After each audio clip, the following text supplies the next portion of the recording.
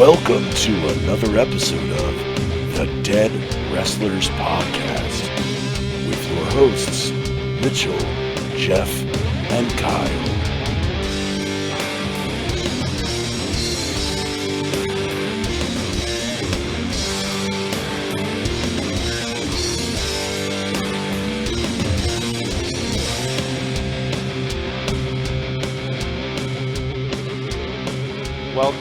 Welcome in to another episode of the Dead Wrestlers Podcast.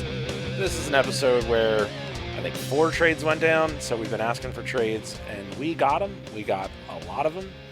I am Mitchell Stuckey. That is Kyle Fairley and Jeff Donaldson. What is up, Kyle? What is happening, gentlemen? Sorry we're recording a little late tonight. I got held up not paying attention at work and completely forgot about these two wonderful guys here. Sorry about that, but I'm here. I'm ready to rock and roll and do this. I finally won again, 2 in a row. One more, and that's called a winning streak, and I'm really looking forward to that. I'm sorry that it was you, Jeff, that I had to beat last week, but really I'm not because I won, and I'm happy. And I don't care that I lost in my other 3 fantasy leagues or that the Red Sox offense just, sucked. Sorry to go baseball again. But I don't care because this is the start of something here. 2 in a row. I feel the energy going. I am ready to, continue this trend and take on this league by storm. All right. He may have forgotten about the podcast and is late, but he's fired up. Jeff, we went off script Jeff, here. what's up, Jeff? What's going on, fellas? Did you enjoy football this weekend? You're an Eagles fan, so I don't know I can't comprehend what you're going through. Did you enjoy this weekend? Well, as an Eagles fan, no, I didn't enjoy this weekend. Most of that game was pretty frustrating to watch. There was a lot of poor play calling. There was a lot of poor quarterback play. I was really surprised that they were even in it at the end. So I guess that says a little bit to the defense growth. But yeah. Not good as an Eagles fan this week. And fantasy-wise, I know you've got some things to say. Well, I lost to Kyle this week because his defense happened to score more points than my starting quarterback did, and I feel like that must be the worst way to lose a week of fantasy football when you have a defense scoring more points than most of your starting position players do. I also feel really scorned this week because there was a complete flurry of trades. There were so many of them. They happened so quickly. It felt like the NBA trade deadline. But outside of Zach, not a single person was willing to make me an offer or trade with me. I must be exuding toxic fumes, much which would probably make Bruce Banner into the Hulk. And I'm severely depressed because I didn't pull the trigger on Zach's text offer. And then Jen was able to swoop in and take Derrick Henry. So I don't know what the hell I was thinking. And I'm just...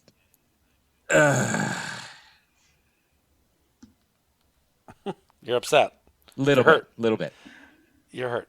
Well, if it helps you, if it makes you feel any better, you have a winning record here in fantasy. I lost in every single league that I'm in. That's a lot of fantasy leagues, and I lost in every single one. I don't know that I have a winning record in any of them. I think the best I am is, one of them I do. But I'm 500 or worse in just about every league. This week I gave up my two of my favorite real-life players for Christian McCaffrey, who is on injured reserve. That's cool. Thanks for doing that to me, Jeremy. And all of my bets were gone by the end of the England game. So the Dolphins and Tua, I hate them. Tua is the worst quarterback, and I think everybody knew it. He's worse than Tim Tebow would have been if they let Tim Tebow start. Not great. Don't worry. Deshaun Watson's going to be playing for the Dolphins before the season's over. Well, that or the Eagles. The Eagles got the stuff to give up to get him. But anyway, the worst part of the weekend is that I lost to Zach. I let the league down. I let my family down. I lost to Zach. But the Cowboys won, and that solves everything. They won in dramatic fashion, and I loved it. I am going to make an executive decision here on the show, right here and now. I'm going to Ooh. change some things on this show doc, yeah. Well, I was thinking, we were going to talk about the trades in depth and all the different things that went on with the trades, but it's hard to talk about now because people that were traded have already been moved. Like, for instance, I think Antonio Gibson went from Zach's team to Justin's team, and now he's on Wes's team. So we were going to talk about the trades and who won and all that stuff. But I think if we talk about that, we're going to confuse ourselves. So overall, let's talk about this. Let's say this. Overall, Zach made a lot of moves. Do you think, and we'll start with Kyle, do you think Zach's team is better or worse for the moves that he made? I think getting rid of Derrick Henry was a mistake. I think Zach's team is worse now. Yeah, I think he changed up his team just to change it up. I don't think he necessarily had to. He could have made a few, smaller moves, but his team is unrecognizable. I mean, he was Clydesdale's, then he was something about mixing it up, and now he's my other brother, Daryl. So yeah, I think Zach has lost his identity. I think he has no idea what his team is anymore. Hopefully he can figure it out for his sake, but for the rest of ours, I hope he's rocking a different team name every week and has no idea what he's doing. Kyle, what do you think? Did Jeff get better? Or, I'm sorry, Zach. Jeff, do you think Zach got better? I don't know. I mean, losing a guy who can drop 30 to 40 points on any given week is a tough thing to lose, but at the same time, he's gaining who's likely the front runner for MVP in the AFC right now. I don't know if he got better. I don't know if he got worse. At the moment, it looks kind of like a wash. I guess as time goes, we'll know more. I guess that's really all how I feel about it right now. I mean, he went from having Patrick Mahomes 2 weeks ago, and now he's going to be starting Sam Darnold this week. But that's only because he's going to have a different. Yeah, I mean, Allen's on bye now. Allen's on a bye. I mean, but he's had a different starting QB the last 3 weeks. Yeah, but how far of a drop off is Mahomes to Allen? It's not much. And no, but I think you're going from having a guy, in Derrick Henry as a third round running back as a keeper that you're not going to be able to keep beyond the season. I do believe in trying to flip value for value. I think he did that. I'm not sure that he ended up on the better end of the value for value. No, he didn't need to. He didn't need to upgrade his quarterback at all because Mahomes he drafted this year. He could have had Patrick Mahomes for the next 2 years and kept Mahomes, who he's not playing great this year, but he's still a top 5 fantasy quarterback for the next 3 years.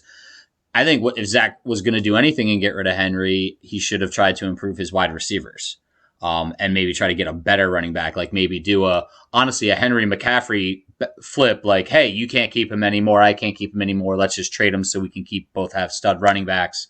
Would have made more sense for him. I got his motivation for doing it, but I think he was just flat out wrong in trying to mess with the quarterback position. He should have gotten other compensation for Henry. Yeah, but that's where I would agree is Henry is too valuable to give up the way that he did. I don't care if you get to keep him. I don't care if you're going to lose him. Henry, especially when you're a championship team, Henry is the guy that's going to go in, week out, and dominate, especially in the winter months. You can't lose him. The only thing you can lose him for is a Christian McCaffrey, and even right now, I think if we were to redo the draft today, Derrick Henry probably goes number 1 overall. So I would say Zach's team, in my eyes, probably stayed about the same. I mean, he made lateral moves, it looked like, but his big net loss was Derrick Henry. So, with that being said, let's talk about other people who made a trade. Jen was winless when she made her trade. She got Derrick Henry, and she got Dawson Knox, who subsequently got injured, but she let go of Josh Allen, which was okay because she has Tom Brady. and she let go of Joe Mixon. So I'm going to ask Jeff, did she get better or worse? I mean, if we're talking about the moving forward part, I think Jen got better. I mean, I think if you're going into next year's draft knowing that you have Derrick Henry in the first or in the third round, and you still have whoever's available in the first and the second, I think you win no matter what. I think Zach having Allen in the ninth round, yeah, that's good. But when you're drafting in the first 3 rounds, and with the way the keepers are playing out, there's not many great backs available. I think Jen won just from that alone, having Henry and still keeping her first and second round keepers, or at least picks. I think Jen won on that alone. It's a pretty sweet deal. Yeah. What do you think, Kyle? Is Jen better? Oh, definitely. Not only is she better this season, but she's better for the long term now too. She, her team basically looked great on paper last year, and then Barkley went down, and it completely destroyed her season. You say the same thing this year. Having a guy as non-dependable as that, has been really hurting her. She's not going to have Josh Allen next year anyway. She was going to lose him. So now she takes what was going to be a loss anyways and turns it into a massive gain by bringing in Derrick Henry, who the dude just is a beast. You can't tackle him. He doesn't go down. He's pretty much always out there, and he puts up 35 points the first week for her. Yeah, Joe Mixon's good, but we're talking Derrick Henry here. He's in an echelon of his own right now when it comes to fantasy running backs. If McCaffrey could be as healthy as Derrick Henry, you could put him up there as almost like a 1A, 1B, but Derrick Henry is definitely the number one running back in fantasy right now and looks to continue that for at least the rest of this season and potentially into next year as well. So Jen definitely got a lot better. She put up her highest point total of the season right after making the trade. Her team has gotten a lot better. Drafting Tom Brady, was a great move by her. He's having a great year, and it allowed her to move on from Josh Allen now and not have to ride him out till the end of the year. So, great move by Jen. Her team is better, not just for this season, but for next year as well. And honestly, the year after that, as long as Henry keeps being Henry. Well, so I want to add in about Zach and his defense. You said a couple of things. Because in the next trade, he did give up Pittman Jr., who's actually been performing way better than I thought he was, but he got Terry McLaurin. So he did address the wide receiver issue. He also, yes, he gave up Mahomes, but he got Josh Allen. I think he's all right. And he got way better at running back with Darrell Henderson over Antonio Gibson. So anyway, we talked about Zach's team. We talked about Jen's team. We're going to talk about the trade that happened because Justin was also involved in 2 trades. Justin and Wes got involved in a trade tonight. We're going to talk about them last. I don't want to talk about that too much. So let's talk about the trade between myself and Jeremy. I traded Zeke and Amari for McCaffrey and Tim Patrick. So my team sucks. Did I get worse or better? Let's go with Kyle. Well, at the time of the trade, I would say it was a bold move, but I think getting McCaffrey was a good decision on your part. When we recorded this podcast last week, I said, with McCaffrey back, all signs were pointing to him playing. I think him now landing on IR was an unforeseen twist. With that happening, no, your team is not better now.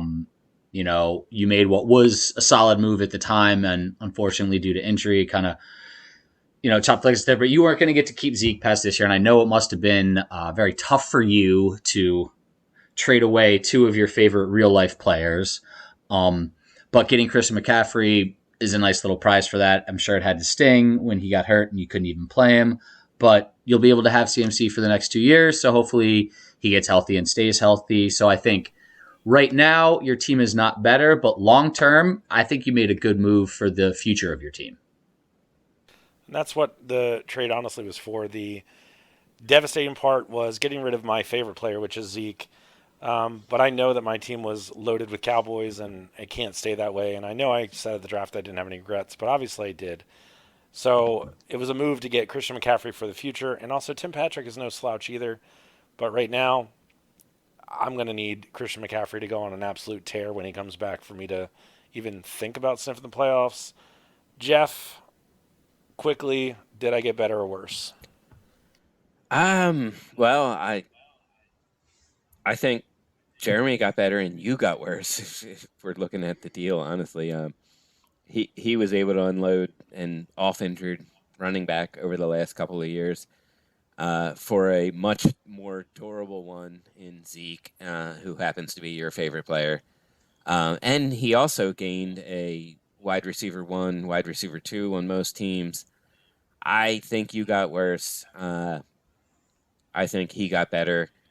Unless Christian McCaffrey can come back and miraculously play out the rest of the season beyond the IR stint he's doing now, and even going into next year, I'm not sure that he can stay healthy at this point. So I kind of feel you got worse, and Jeremy might have gotten a little better.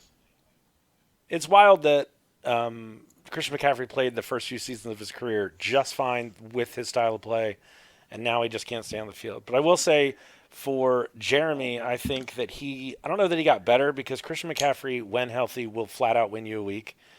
But I think he got more consistent, because Zeke and Amari are consistent. Amari's going to be between 10 and 20. Zeke, is going to be between 10 and 30.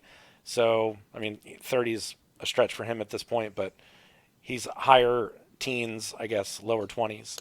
So Jeremy's definitely gotten more consistent. But this, for me, like I said, it was a move for next year for Christian McCaffrey. So that brings us to the trade that happened this evening. I don't want to get too far into it because it is contentious at this point. It seems like Justin doesn't want the trade to continue because there is some flack, but that's just Justin being worried. So the trade tonight was, well, actually, Justin overall, let me tell you Justin's total net moves. And let's talk about his team getting better. Justin moved Tony Pollard, Terry McLaurin, and Darrell Henderson. And in net, he returned Patrick Mahomes, Michael Pittman Jr., and then if you include what Wes gave him, he also got Emmanuel Sanders, Cortland Sutton, and Jonathan Taylor. So he gives up... Oh, I'm sorry. Let me say that again. He gave up Devin Singletary, DK Metcalf, Terry McLaurin, Tony Pollard, and Darrell Henderson. He got Pittman, Mahomes, which he needed a quarterback, Emmanuel Sanders, Cortland Sutton, and Jonathan Taylor. So Justin seems better. Yeah? Can we agree to that? Either one of you? I think overall, after the two trades were done, yeah, he got better, but I think you can't really look at it as a 3-team trade. I think, getting Mahomes was big for him. Overall it got better, but I still think the trade going on right now that happened this evening, he definitely got the shorter end of the stick on that one. Yeah, at the end of the day, his team is better than it was a week ago. No, I think Justin got the shorter end of the stick? Yeah, Jonathan Taylor's good, but I'm not a huge fan. Emmanuel Sanders is declining. He's not a number one receiver. I just feel like getting rid of DK Metcalf and Antonio Gibson, who win healthy, those two. Singletary, it's hit or miss with him, and Moss. I think Moss probably will outscore him at the end of the season there. But I think West definitely getting DK and Antonio Gibson. I think DK is an upgrade on Cortland Sutton. I think Antonio Gibson is an upgrade on Jonathan Taylor, all in all, when you compare the two. And I think Devin Singletary and Emmanuel Sanders is kind of a coin flip right there. So I think, of the 3 players each, 2 of them are equal, and the other 2 definitely are in Wes's favor. I'm going to hard disagree with you, but I will say I understand where you're coming from given our keeper rules, and we're going to talk about them in a second. But no, hard disagree. Antonio Gibson is hurt. He is not going to be the same the rest of the year. The shin injury he has isn't going away. DK Metcalf has an injured quarterback, Geno Smith, who's god-awful, not going to be good. Emmanuel Sanders and Cortland Sutton are averaging about what DK Metcalf is putting out. Devin Singletary is an afterthought, and Jonathan Taylor's last 3 games, he's had 20 or more points. This is a 1-5 team giving up its best players to a 5-1 team for trash, for garbage, for injured players. It's flat out what it is. I can't possibly see it another way, except if you put keeper rules into it, which, with all these trades happening, we're going to talk about keeper rules. When is our trade deadline, by the way? I can look for you in a second. But with that being said, does Wes get better? So Wes gives up Emmanuel Sanders, Cortland Sutton, and Jonathan Taylor, and returns DK Metcalf, Gibson, and Singletary. Kyle, you've kind of already made your point. Jeff, does Wes get better? I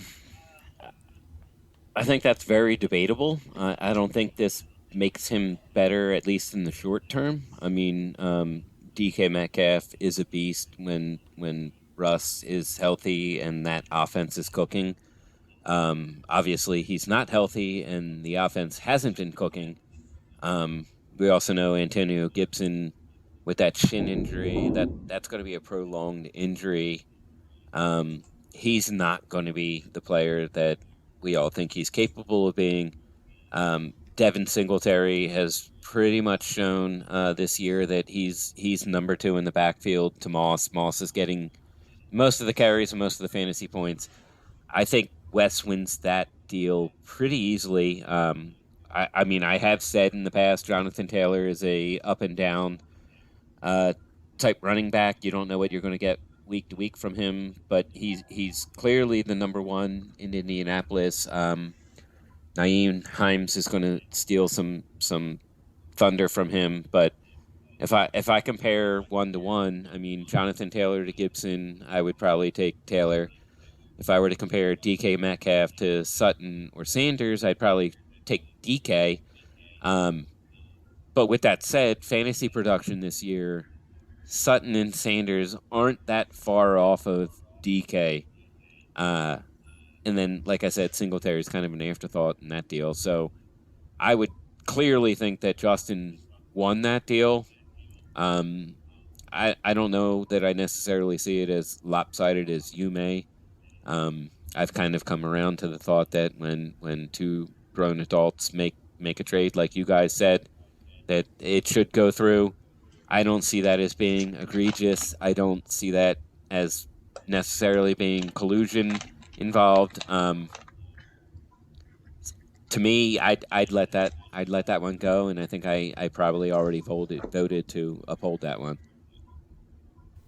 I mean, I'm not asking if it should be vetoed or not, because yeah, it went through. It's just the kind of trade that I feel like shouldn't even be put up because of how obviously unbalanced it is. But there is the factor of keepers that goes into it. So we got to discuss that. We'll just do that now.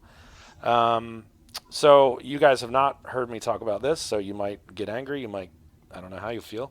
We'll find out. So you listeners will get a live reaction from a potentially inebriated Jeff getting angry. We'll see. We'll see. So keeper rules. Based on the trades from the past week, it seems like our keeper rules have a flaw. So a guy like Derrick Henry, who was not good his first couple of years for whatever reason, went the 3rd round way back when. And now, the way that our keeper rules are going, he stays in the 3rd round. And that shouldn't happen. And that's not just him. There are a lot of other players in that situation. So what you have is trades that are happening which are essentially dynasty-like trades. And this is not a dynasty league. This is a keeper league. So we've got trades that are going on where a guy is staying in, like Lamar Jackson, could potentially forever stay a 10th round quarterback in our fantasy league. And that's nonsense. Josh Allen could be a 9th round QB forever after 2 MVP caliber seasons. So that needs to change. Now, obviously we can't change it this season, but we can change it now, and then it'll go into effect now and then into next season. So what I'm saying, I'm not even really taking a vote on it, but you can speak to that the way however you want to. What I'm saying is every trade that happened this season up to right now, including including Wes's and Justin's trade, the keeper rules that we had in place remain. So Jen can keep Derrick Henry in the 3rd round for the next 2 years. Zach can keep Josh Allen in the 9th round, blah, blah, blah, blah, blah, all that. And I know that affects people after this. So maybe, I mean, I'm willing to talk about that.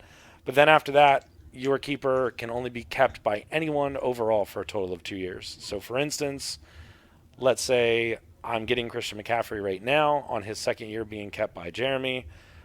If this rule were to go into effect, if I were to trade Christian McCaffrey after this, the person getting him wouldn't be able to keep him, if that makes sense. So like if the rule were already in effect, I wouldn't be technically Yeah. allowed to keep Christian McCaffrey. Yeah, like for example, So I the have only Alvin Kamara as my keeper for the first time this year. I could trade him to you, Mitchell, and then you could keep him next year. But after that, that's the 2 year right. limit, and he becomes draftable the following season. Correct. So the only flaw that I see with this logic is that someone like Jeff, and I'll give you this instance, Jeff. Jeff, you've got Lamar Jackson in the 10th round. Now, by putting this rule in now, that hurts your ability to trade Lamar Jackson because if we put that rule in, then he's not in the 10th round. So, Jeff, would you say that maybe we run the year out the way it is and then we flip it over beginning next year? Would that be more fair? Well, obviously, I think we keep the rules as they are this year. I think moving forward, we should look at keepers being a 1 year thing and not a 2 year thing. I think that you keep them for 1 year at whatever value they were the year before, and then I think they should reset to whatever their average draft position is. I think you can trade them So, at that, and you can work with that. I think keeping somebody in technically in the 10th round for perpetuity, like continually trading them over and over again and keeping them in the 10th round, doesn't make any sense in the long run. yeah. Um, Yeah, so I think what you're maybe it's just verbiage or whatever, but you really do only keep a guy for 1 year. So the reason it seems like we're keeping him for so long is because we started the keeper rules the way late the way we did. So if I draft someone this year, I get to keep him next year, and that's it. That should be what it is. no, I think we Next keep year, the and 2 year that's it. rule. Yeah, But I I think like that after the first year, it resets to the average draft position. I don't think Uh, you can keep them in the 10th round for 2 years in a row. I think you should get to keep them at the 10th round for 2 years in a row if you drafted them, because that's kind of rewarding you for hitting on a draft pick like that. I do think, however, that you shouldn't be able to trade them as a keeper. So, like, in order to get the second year out of a player, they have to still be with the team that drafted them. So you could keep somebody for 2 years, but as a trade, they have no value as a keeper. You're just trading them for that season, and then they go back to the pool for the draft. Okay, so let's do this then. But then there's no Let's- keeper for keeper let- trades. Exactly. I Right. So in other leagues But I think there's that I've been value in that in were having keeper that leagues, still intact. I think I agree. I agree that there is value attached to it, but in other keeper leagues that I was in, you got penalized if you traded your keepers. So it was actually bad to trade your keepers. But Yeah, but I think there's still What keeper I- value in trade, though, because you could trade somebody that you haven't kept yet. Say you hit on a big draft pick. Like, for example, Zach drafted Patrick Mahomes this year. Under this new rule, he could Yeah. trade Patrick Mahomes to somebody, and because they weren't his keeper, they can keep them for a year. So there's still keeper value in the trade, but you only get that second year value if they're still on the original team. right. So what I'm saying is, I think what we should do, and it's I talked it out. It seems like after hearing what I said, it seems more fair. We'll let this year run the way that it's run. So everybody that is a keeper, you can trade them, and Lamar Jackson, for instance, can stay in the 10th round for whoever picks him up for the rest of the year for the next 2 years. But moving forward, if you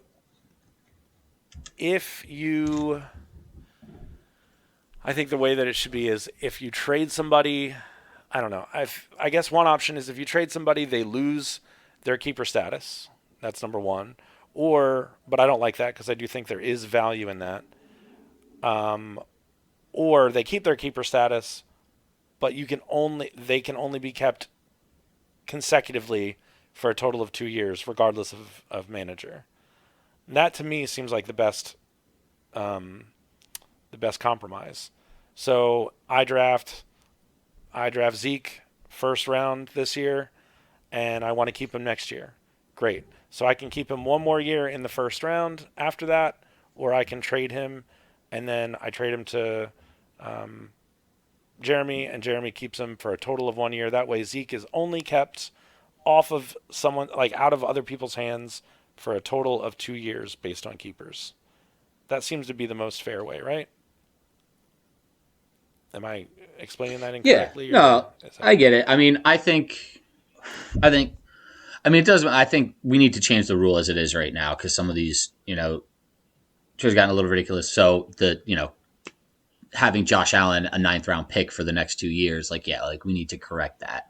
I agree. I just don't think. I don't. Oh, yeah. I don't think you should be able to trade somebody. I think if you trade somebody, you can't. If you trade for somebody that's a keeper, you can't keep them. But other trades, as long as they weren't the team's keeper and were drafted that year, you can make them your keeper for the next year.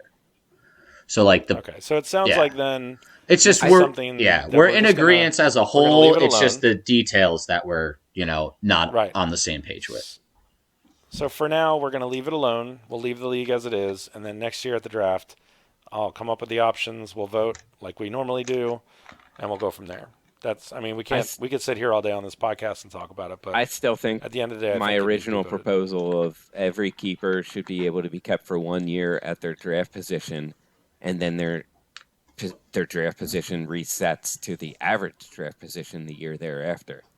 I think that's the best proposal. Well, like I said, we can make that as an option. Me personally, I don't like that option, but we can definitely flesh that out and talk about it. If you're keeping them at their average draft position, there's not a whole lot of value there. You're just guaranteeing to get that player. I draft him in the 10th round this year. I get to keep him in the 10th round the following year. The year after, he resets back to his average draft position. I don't think why there's any reason that's not a reasonable thing to do. Like Derrick Henry being drafted in the 3rd round in 1 year, being kept in the next year, he should be reset back to his average draft position the year thereafter. I don't see why that's unreasonable. I think that's the most logical explanation, honestly. I didn't say it's unreasonable, but we're going to leave it up to a vote next year. We're going to forget it now. We will filibuster at the draft, don't you worry. We will. So we're going to do quick hitters. Again, this is where you guys don't know what I'm going to ask you. So you might have to think for a second. And actually this week I've decided I'm going to answer. I didn't answer the last couple times. I'm going to answer this week so that it can give you guys a little bit of time to think of an answer. So first question, I got 3 of them. First question. Zach Ertz getting traded made me think of this question here. You both have players, past and present, from your respective teams, 49ers and Eagles, that you love, like Jerry Rice and Brian Dawkins. So my question to you, first question is, who is a player from the past that you would have been absolutely devastated if your team had traded? So I'm going to give you a second to think, but I'll answer for me. If the Cowboys had traded Tony Romo at any point, I would have been devastated because I could not imagine him wearing anybody else's uniform. I can't imagine him leading anyone else's huddle. I know that when Dak came into the league, there was talk that the Cowboys might give him to the Broncos, and I would have been devastated. So we'll go to Kyle. Who is a player from the past that if they would have gotten traded, you would have been devastated? I'm going to have to go with Patrick Willis because Joe Montana did get traded and Jerry Rice left in free agency because the Niners can keep themselves. Basically the same thing. So of the players that played their entire career with the Niners, I think Patrick Willis would have crushed me the most if they got rid of him. Yeah, I was going to say for me, it would have been Deion Sanders, but he did go to the 49ers. So for me, it was Romo. And also seeing Sanders was all over the place. Atlanta, San Fran, Dallas, Baltimore. The fact that he ended in Baltimore is ridiculous. But and then Emmitt Smith wearing the Arizona Cardinals jersey, just ugh. So Jeff, who is a player that would have devastated you if the Eagles had traded him? Well, there's been a handful of players that I was devastated that they actually traded, and Brian Dawkins being one of them. But that doesn't fit the question. So I think if there was one player that I would have been devastated that they traded, I think that would have to be Brian Westbrook. I think him being a local guy, coming from Villanova, hearing about the whole draft story with Andy Reid and hearing the Villanova cheers as he's running for touchdowns in the background, him being drafted in the 3rd round and then being so good, and the fact that he's just a really good human being. I think that one probably would have devastated me if they ever traded him. Dawkins left, Randall left, all the players that I've always loved, Reggie White left. They all did go on to other places. Westbrook would have been the one, I think, that would have devastated me out of the ones that didn't wind up somewhere else. I will tell you, I am not even an Eagles fan, but Reggie White leaving was it didn't devastate me, but Killed me. Him leaving Philadelphia, yeah, it was. Even I was hurt a little bit. I mean, I was glad the Cowboys didn't have to face him that much anymore, but yikes. So, second part of that same question is same exact question, but who is a player from your current team that you would be devastated because you love them in a similar way? So I'll answer first to give you guys some time. The present team for me, I'm going to be that guy, and I'm actually going to pick 2 because I think they come as a package. They were drafted as a package. They've been best friends since they got to the team, and that's Dak and Zeke. They're inseparable. They're real-life best friends. They're fantastic to watch them on the sideline, to listen to the sounds of the sideline with them. It's clear that they're best friends. So for me, those guys need to retire as Cowboys. I cannot imagine them not only playing on different teams, but I can't imagine them suiting up for a different team. I can't imagine them not playing together on any team. Like, I would feel like they'd need to get traded together if they did. So Dak and Zeke would be my answer. We'll go to Jeff. Who would devastate you if the Eagles got rid of them? Ooh, okay, so on the current Eagles roster, that's a tough one. There's a lot of young players that I'm not that attached to yet. There aren't many on the defensive side of the ball that I'm that attached to. I think the one player that I've really invested in emotionally and for the team is probably Jordan Mailata. He is a 7th round draft pick who played rugby his entire life, never touched a football until he was drafted, and he was drafted here, and Stoutland made him a top tackle in the game. I shared a stat with you last week, I think it was, that the only 2 tackles in the game this year per Pro Football Focus or whatever it was, that graded in 80 plus in both run and pass protection were Tyron Smith of the Cowboys and Jordan Mailata. So yeah, baby. I just love the guy. I love him as an individual. I love him as a player. I think I'd be devastated if he were one of the people that was left that got left. He's not the person I would have guessed for you, but the person I was going to guess for you if I had to. He plays on the O-line. I thought you would say Jason Kelce. Now, I know that he is close to retiring, but as a guy that you wouldn't want to wear someone else's uniform, I would think it would be him. Jason Kelce has touched my ass before. I definitely wouldn't want to see him in another uniform. Definitely wouldn't. What, Kyle, what did you say? I said Jason Kelce has smacked my ass before. Okay, well, now's the time to talk about that. All right, I'll tell a quick story. Kyle. It was I know. It was when I was managing a bar in Philadelphia on 15th Street, Howl at the Moon, and Kelce used to come in all the time with Riley Cooper before everybody found out he was a racist. And I'd usually end up grabbing them shots, and they were very excited and would give out ass smacks when we would bring them shots. So both of them have actually smacked my ass. So Jeff is very jealous of you right now. So Kyle, who would you be my devastated player, if you had asked me this question a year ago, I probably would have said Jimmy G, but I have come to terms with the fact that they are moving on. He is Not the future, but right now, I would probably be devastated if Fred Warner were to leave. I feel he is the heart and soul of that defense. All pro Fred, they call him out there, but he really encompasses the defensive mindset there. And I would probably be crushed if Fred Warner wasn't there. George Kittle would probably be my 1B on that one. But with his injury history, I think I would get over it more so than Fred Warner, who's just been out there every single game as the leader of that defense since he's been drafted. So, Fred Warner. Okay. Well, you picked someone I don't think I've ever heard of, so that's awesome. Moving on to question 2. This one's going to be a little shorter of an answer. And again, I'll give you time to think. Past or present, is there one guy that you wish your team would have traded for, but they never did? So this has to be a realistic trade. It can't be like, yeah, I wish I would have gotten Tom Brady. Realistic trade, one guy out there, past or present, that you wish your team would have gotten then, and they never did. So my answer, off the bat, again, would have been Deion Sanders, because I wanted him so bad, and then the Cowboys went and got him, and I lost my mind.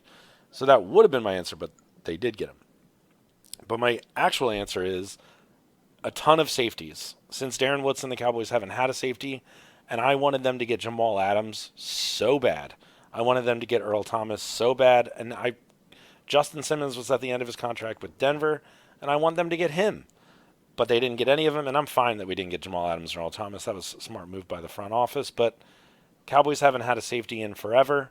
Right now they got 2 decent-looking ones, but I want like John Lynch back there. So any decent safety would do. Kyle, past or present, who do you wish your team would have traded for? At the time, I definitely wanted them to trade for Odell Beckham Jr. when the Giants were getting rid of him. The fact that he ended up in Cleveland, I was quite devastated. I really thought he was going to end up in San Francisco. It seemed like that's where he wanted to go. They needed that top-end receiver. Turned out he really hasn't done a whole lot since that trade, so ended up not being a huge deal. But at the time, man, I was devastated when he went to the Browns. I think I was more upset that he was going to Cleveland than he was at the time of that trade. But yeah, Odell Beckham Jr. It turns out he's a big fan. He's a big fan of the Browns. You know what I'm saying? Yeah. He definitely likes being number 2 out there, I guess. That's it. You got it. Jeff, who did you want and never got? I think this one came more to light recently about last year and the possibility of trading Zach Ertz for Stephon Gilmore. I think having known this now and knowing what the Eagles secondary has been over the past 5 years, I would have loved to have Stephon Gilmore on this team. As much as I love Zach Ertz and everything he did, especially in the Super Bowl game-winning touchdown, having that shutdown corner on your team is just so important in today's NFL, and that's one that I think I wish they had pulled the trigger on, and I wish we would have had and still have. Now you got to see Zach Ertz in an Arizona uniform for, what did they get? A bag of footballs and yellow paint for the uprights? Is that what they got for Zach Ertz? I think they had a used washing machine. It wasn't much. It could be that. Last one, and Jeff, actually, you came up with this question, so I stole it before Kyle could see it, because I don't want you guys to see the questions beforehand, but not fantasy football related. Do you have a favorite football jersey, and if so, why? And also, what is your thought process when it comes to purchasing a new jersey? So to give you time, I'll answer. My favorite football jersey, I like wearing current players' jerseys. I don't like wearing past players' jerseys. I don't know why. Like, for instance, I've got a Thanksgiving jersey, which is one of the Cowboys' coolest uniforms. Their 1994 Thanksgiving jersey is amazing looking, and Becca got it for me. It is a Tony Romo one. Loved it. Wore it to death. He's not a Cowboy anymore, so it just sits in my closet. So currently, my favorite jersey is a Color Rush Dak Prescott jersey. I wear that every chance I get. my thought process when it comes to purchasing a new jersey is, do I love the player? Are they going to be on the Cowboys for a long time? If so, I'll make the purchase. Like, I got a CeeDee Lamb jersey. I'm getting a Micah Parsons jersey. I want a Trevon Diggs jersey. Those guys are going to be around a while. They're fantastic players. That's my thought process. We'll go to Jeff. Jeff, what is your favorite football jersey and why? Mine has to go back to my early days of being a Eagles fan. My favorite player growing up was always Randall Cunningham. I think he's the OG when it comes to current scrambling mobile quarterbacks. He did it before anybody else did. He had the arm, he had the legs, he had it all. Unfortunately, he had no other offense around him at the time. He broke his leg. He came back. I had the he's back scrambling hat. I mean, I love that guy more than any Eagles player in my tenure as an Eagles fan. So my Cunningham throwback jersey is probably my favorite. I will wear that anywhere. I'll wear it anytime. I don't care. But when it comes to buying a new jersey, I used to be of the mindset that it was all about production and what they're going to do. Like, T.O. came to the Eagles. I immediately got a T.O. jersey. That didn't work out so well. I've learned over the years that contract status and the player, like the person themselves, is as important to me as the production on the field. That's why I recently got him a Lauda jersey. I love the guy. I love him as a person. I love him as a player. That's how, and he also signed a 4-year deal, so I know he's going to be around for a while. He's the tackle of the future. That's how I make my decisions now when it comes to buying jerseys. It's how good of a person he is and how long they're going to be here and how productive they are. I don't give a shit about the rest. Yep, got to be long term. All right. Kyle, favorite football jersey and why? All right. Well, I agree with you, Mitchell. I like wearing current players. It just feels awkward wearing a previous player. But my all-time favorite was when I was a kid, I had a reversible Steve Young jersey. I could go from home to away. I thought it was the coolest thing in the world. I wore that almost every day. But, I was alternating back and forth. So it was like a different jersey each day. Presently, it's probably a tie between my Deebo Samuel white throwbacks from their Super Bowl year when they had the shadow lettering. This year they're doing the red throwbacks with that, and I have the George Kittle one in this year's throwback. So those two are probably my two favorite right now, although I typically wear Garoppolo on game days, except for 2 weeks ago when he didn't play. I rocked my Trey Lance jersey that I got this year. So, but... Ugh. Yeah, I know, you hate it. You had a reversible jersey? That's an awesome idea. Oh, I know, it was so cool. I don't know why they don't make them like that anymore. It was when it was Reebok, too, I think. Money is why they don't make them like that anymore. But that is a fantastic idea. So that reminds me, I will tell you this quick story. I will tell everyone this quick story. So, because when I saw this question from Jeff, I didn't even think about my childhood. I just thought currently, just in the phrasing that Jeff wrote it down in. So now that you both mentioned, when you were younger, that reminds me, I got a Troy Aikman jersey when I was, 9 maybe, and I got it for Christmas, and I wore that thing without exaggeration for 10, maybe 11 days in a row. Like, only took it off to shower and then put it right back on. To bed, everything. And finally I took it off, and I guess my mom said, we need to wash that. And when I took it off, she saw my back, and it was covered in hives. Covered. So I had an allergic reaction to the jersey. Turns out I'm allergic to polyester, and we didn't know, and that's how I found out. So ever since then, I've had to wear an undershirt with a jersey. But yeah, that Troy Aikman jersey, man, that was it. All right. So we are going to we've run a little bit long. So another executive decision coming up. We're gonna power through these week 6 results and do a quick week 7 prediction. First up, Justin beat Jeremy by 7 points. Justin was handicapped by the loss of CMC in more ways than one.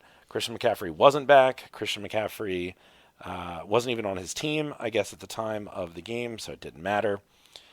I will read my prediction from last week because I think it summed up what actually happened. Justin's been setting the correct lineups. If I were him, I'd make a different move at quarterback, which he did. He got Patrick Mahomes. It might also be wise of him to make a permanent move at that position. It was. I think Justin still wins, but it's never a good idea to count out a team with CMC. Well, he didn't have CMC, so that happened. The next game that we're going to talk about, I will let Jeff, you can talk about it. Zach versus Mitchell. Zach beat me by 23 points. What did you feel about that game? Well, I went into that one thinking that Gaskin wouldn't be able to replicate the same thing he did the week before, and I said that if Javonte Williams and Darnell Mooney both scored, that maybe you would have a chance. Javonte was in your lineup, Darnell wasn't. Javonte didn't score. Gaskin didn't do anything near what he did the week before. And as I predicted, you would lose if that happened. But you did have a great showing by CD that week. So I will say Myles Gaskin is permanently a dead person to me, and he may go the way of Julio Jones. I may just cut him. I'm mad. Kyle, we're going to talk about Jen versus Wes. Jen won by 11 points. She beat Wes. How did you feel about it? Well, I was wrong here. I said Wes was going to get the W here. I said the Ravens and Chargers was going to be a shootout. It was not. Justin Herbert stunk it up. And on the back of her newly acquired stud, amazing fantasy running back, King Derrick Henry, Jen was victorious, got her first win, and I think she is going to continue to ride Derrick Henry through multiple wins over these next few weeks. I was wrong. Great move by Jen. Looking forward to seeing what Henry does for you the rest of the season. Next is Dan versus Adam in a matchup that nobody cared about. Adam won by 5 points. It was the lowest scoring matchup of the week. In fact, just double checking, and yes, the only person who scored less than Adam was Dan. So Dan was literally the only person that Adam could have beaten in the entire league. I said that my prediction was they both match up pretty evenly. Adam is missing a tight end, however. He filled that with Zach Ertz. Aside from Kyler Murray's upside, I think Dan has the lesser team and Adam should win here. Well, they did match up evenly. Dan set possibly the worst lineup he could have ever set, and he lost because of that. He had almost as many points on his bench as he did in his starting lineup. He had the lesser team, and that was his fault, and Adam won because... Would you rather lose because you couldn't possibly win or because you set the wrong lineup? What do you think, Kyle? Would I rather lose because I had no choice or because I fucked up? Oh, I'm sorry, because I screwed up. Sorry, audience. Yeah, would you rather set the perfect lineup and still lose, or set a bad lineup and lose because of that? Oh, I'd rather set the perfect lineup and still lose because then I know it was out of my hands. There was nothing I could do to control it. Okay. But Jeff, let me ask you this question, though, Totally. Mitchell. Would you rather win by setting a horrible lineup or lose because, like you said, setting the ultimate lineup and nothing you could do, but having the worst lineup and still managing to win? I just want to win. That's what I'm here for. No. It doesn't matter how I do it. Jeff, what do you think? Perfect lineup or lose because of your own fault? I would think setting the perfect lineup and still losing is probably where I would want to go than knowing I had an imperfect lineup and players that I could have swapped out and still lost. Setting your best lineup and losing. Yeah, is better and as than- someone who's lost multiple times because of his own dumb lineup decisions, I would much rather lose the other way. It is not fun All right. when you look at all the bonehead things you did. And the last matchup that we're going to talk about was one of the closest matchups of the week. It is the two of you. Kyle won by 4. I'm going to let the loser talk first. So that is Jeff. Jeff, how did you feel getting beat by Kyle? Oh God, man, this game, it left me feeling really dirty. Like I felt like crying game in the shower dirty. Like I think I need to even still continue to go and take a shower now. I mean, Kyle's defense outscored my starting quarterback, and that's the reason why I lost. If that did not happen, I would have won that game. I'd be 5-1 right now, and not 4-2. And had I not in week 2 made that Hollywood Brown mix up, I could be still undefeated. So obviously, I feel horrible about it, but I do congratulate Kyle on the winning streak. He's now won 2 in a row. His team's starting to shape up, it looks like. He could be a problem down the road. Yeah, I Crying in the could. shower like Tobias Funke. Kyle, I will say this, since we have to speed run through this. I don't get much of a say, but what I do want to say is, Kyle, I think your team is starting to catch fire, and I don't like it. But go ahead, take the victory lap on Jeff. All right. Well, as I said last week, I basically had no roster decisions to make other than at tight end, Gesicki or Cook. I dropped Cook, which is now on Jeff's team, but I picked up the hero of the week for me, Darrell Williams. I hope Clyde Edwards-Helaire never comes back. I'm excited for Kamara coming off by now. I did, however, make one bad lineup decision. I could have done A.J. Dillon. I should have put him in there for Devontae Smith, but the 0.8 point differential there did not cost me the win, but I got really, really nervous when the Steelers game on Sunday night went to overtime, and I really thought that Najee Harris was going to get like a touchdown in overtime, and I was going to end up losing by like half a point. I'm so glad that didn't happen. And yeah, 2 in a row, and I am looking for number 3 this week. That brings us to the predictions. So Wes is 1-5. He is taking on Dan, who is 3-3. Dan is looking to climb back up the win column with his mediocre team. And in my opinion, Wes just made his team worse by the trade that he made. I think it's clear that Wes has given up on this season, and to me, doesn't deserve to win another game. So my money's on Dan. Who do you have? Jeff? I have Dan in this one. I think Wes has too many people on bye or hurt.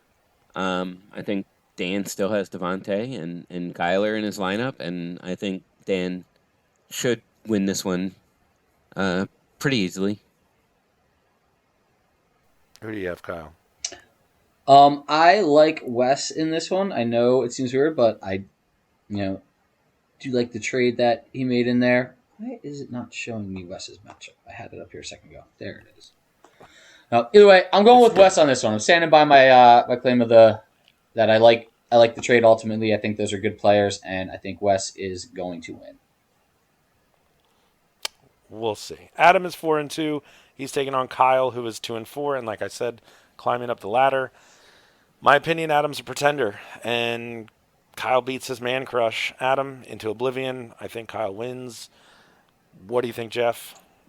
I, again, think this is another situation of too many starters on bye. I mean, Adam has both Cook and Eckler out, both his starting running backs. Kyle team is starting to find themselves, and I think he's going to go for a 3rd win in a row.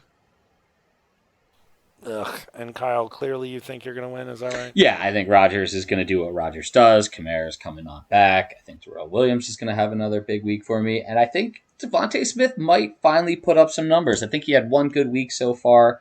But yeah, Jamar Chase has been phenomenal for me. Kyle Pitts is back. Hopefully he can do something like he did out in London.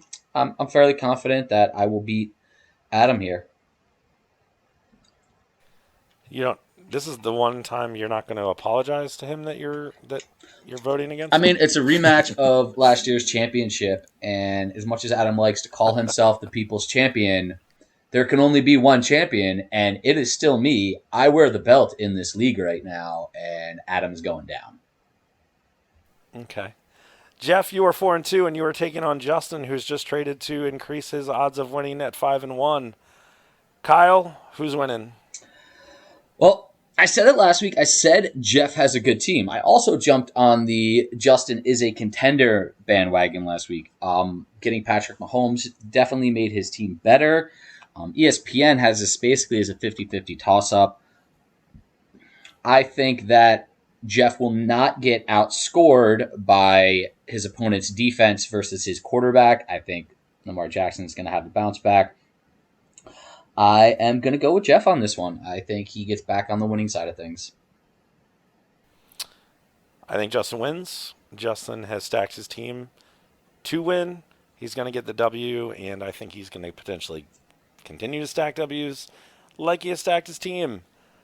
Jeff, who wins? Well, prior to the recent trade going through, it was, ESPN had it as a 50-50 game. It's now a 51-49 game in favor of Justin. It's kind of hard to argue against that and his team and his current 5-game winning streak. I don't think his individual matchups work in his favor this week, though. I think I could still win this game. But then again, what am I smoking? So who knows? I don't know, but I want some. That of course. That brings us Zach. He's 5-1. Jeremy is 3-3. Let's stick with Jeff. Jeff, who wins, Zach or Jeremy? Well, ESPN has Jeremy as a slight favorite. And in looking at his matchup, I think they're right. I think I have Jeremy in this one.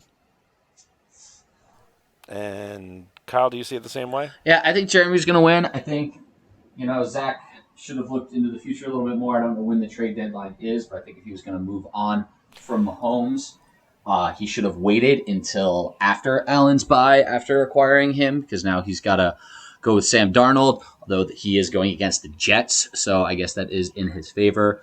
But I just think Jeremy's team is more complete. Zach's going down. My other brother, Daryl.